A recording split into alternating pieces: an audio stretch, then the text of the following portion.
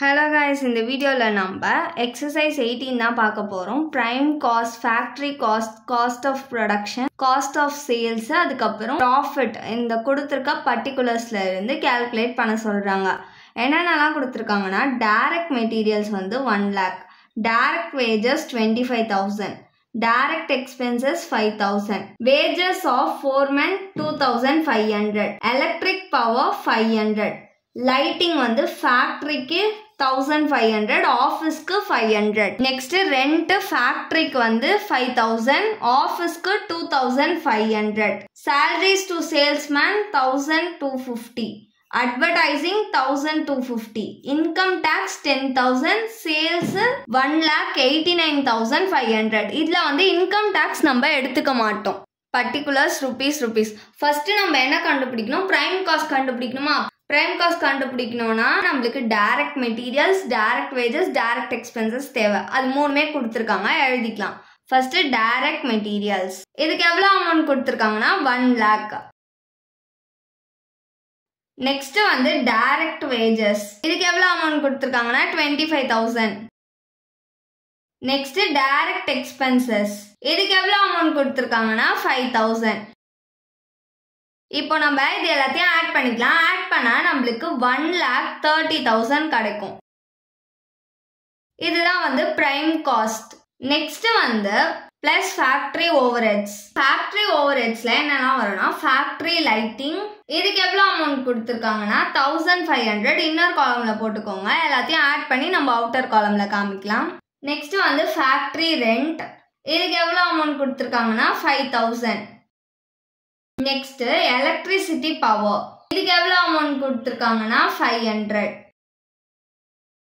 Next wages of foreman, இதுக்கு எவ்வளவு கொடுத்திருக்காங்கன்னா 2500. Factory ஓவர்ஹெட்ஸ்ல இவ்வளவுதான் வரும். இப்போ இது எல்லாத்தையும் ஆட் பண்ணி அவுட்டர் காலம்ல போடலாம்.